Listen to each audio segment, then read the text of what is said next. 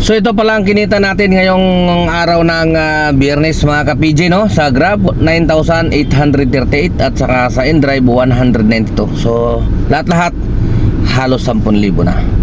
Alright, so bakbak lang.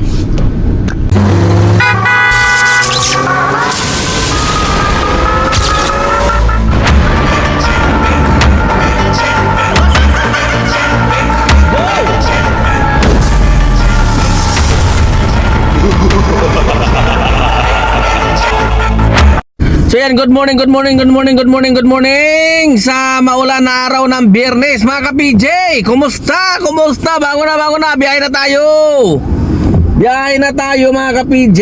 Bakbakan na, yung maraming utang dyan, yung maraming obligasyon, may maraming bayarin. Halika na, bravo na tayo. Wala kang karapatan matulog, wala kang karapatan magpa-kangkang dyan. Okay, so kumusta ang inyong mga biyahe kahapon? Nakarami ba ang lahat? Malamang nakarami, napakaganda ng biyahean ngayon, ano? Talagang maning-mani na lang yung maka 5,000 kapag matyaga ka talaga. So ngayon, oras natin ngayon ay alas 6:50 na. At ulitin ko, araw ng Biyernes, August 14, 2026. At sa mga oras na ito, no, meron na tayong 2,377 at naka siyam na bookings with streak yan. Dahil nakakuha tayo ng streak hapon, 3. Alright, so syempre tulad na naman ng dati, almusal na muna. Kumbaga kalusugan muna ba. Okay, so tara na, mabilis ang almusal na. Dahil ang oras natin mag alas 7 na. Meron tayong streak na naman na 7 to 8. Kaya let's go. Grabe ang ganda ng bookingan mga ka-PJ, no? Talaga naman sa katunayan nga ngayon halos magpi-7,000 na tayo. Oras pa lang natin, no? Alas 3:12 ng hapon. Nagsimula tayong bumiyahe kanina mag alas 4 ng madaling araw. Pero sige, bakbak pa tayo. Papahinga na sana ako kaso bumabakbak pa yung tropa sasabayan ko lang sila.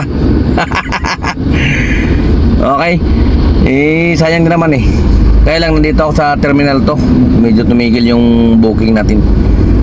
Siguro rolling muna tayo.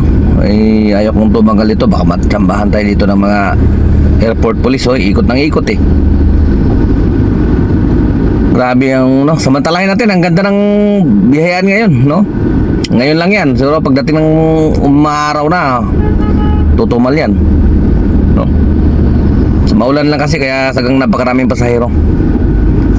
Unlimited ang pasahero talaga, want to sawa. Kagandahan pa, hindi ganun kalakas yung ulan. So nakaka-survive tayo, hindi tayo na isa-stranded sa mga baha, no? So iwasan lang natin yung yung sa may Osmeña. Grabe talaga dyan ang traffic. Gawa nang sinara yung tulay doon sa papuntang Santa Misa. So kumusta kayo mga ka-PJ, no? Nakarami na ba lahat? Swerte natin ngayon. Tapos maraming nagpo-post sa FB, no, na maraming nagkaroon ng problema sa kanilang app, no? Kaya yun, isa rin siguro sa dahilan kaya lumakas ang biyahe. Parang na maraming na-deactivate. Kaya sige lang, samantalahin natin. Baka mga sa sunod na araw tagtuma naman, iyaka na naman. Okay, so update ko na lang kayo ulit mamaya mga ka-PJ, no? So bari ito yung gasolina natin ngayon, no? Binultang natin kasi full tank natin ito kinuha kahapon Sagad sir? So naka na 2,560 na 35 liters.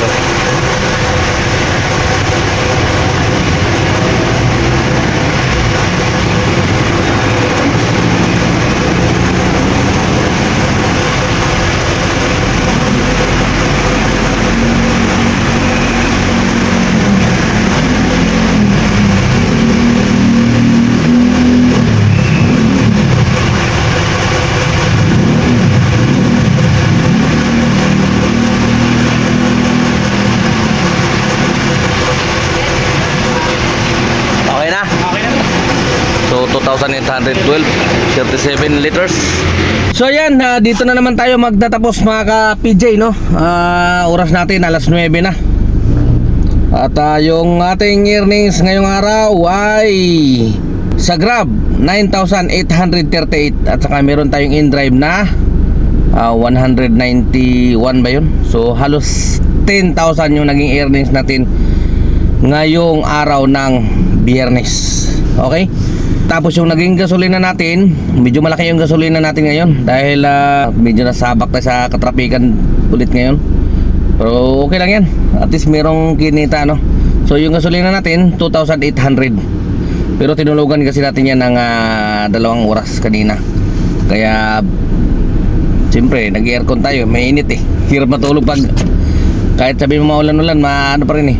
Kaya kailangan naka-aircon pa rin. Tinulugan natin yan, okay? Tapos yun lang mga ka-PJ, no? Okay pa rin naman ang kitaan ngayon. Sana bukas ganun pa rin. So nandito na pala ako ngayon sa Valenzuela. Umuwi na muna ako para makapagpahinga ng mahaba-haba. Tapos bukas, Sabado, back ulit tayo, no? Para susulitin natin tong mga panahon na nakakabiyahe pa yung aking sasakyan. Kasi siyempre darating na to na matatapos na rin siya, di ba? Babawiin na ng may-ari yung prangkisa niya. Kasi siyempre yung hinulog boundary ko lang naman dito ay yung sasakyan. Okay? So yun lang mga ka-PJ. At bago ako magtatapos, meron lang akong iiwanan na salita para sa ating mga kaibigan na mga naiinis sa atin sa ating pagbablog, kung bakit daw sinishare natin yung ating kita dito sa social media. So ang sagot ko lang dyan is kanya-kanya kasi tayo, no? Dito ako masaya, masaya kayo sa ginagawa nyo. So wala tayong pakialaman, no? At basta importante wala tayong sinasagasaan na ibang tao. Para sa akin kasi ang laki ng tulong kapag sinishare ko sa social media. Una-una sa akin, kasi nga naiinganyo akong bumiyahe ng bumiyahe. Kasi siyempre excited din ako na mag-share sa aking mga follower, no?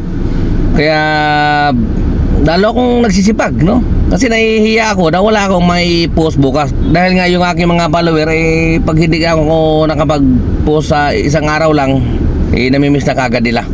Kaya ako nga na bilang tamad, napipilitan akong bumiyahe talaga. Katulad ng mga nakaraan, hindi ako nag-upload. So hinahanap nila ako, wala na bang upload? Wala bang bago? Kaya gawin nyo lang yung gusto nyo, no? Kung saan kayo masaya, gagawin ko rin yung kung saan ako masaya. Alright? So at saka hindi lang yan, hindi lang nakakatulong sa akin, no? Para ako ay magsipag, nakakatulong din ako sa iba na mga baguhan lang. At yung mga katulad ko rin na tamad, na iinganyo din sila na pwede naman pala talagang kumita. Kailangan lang habaan ng oras.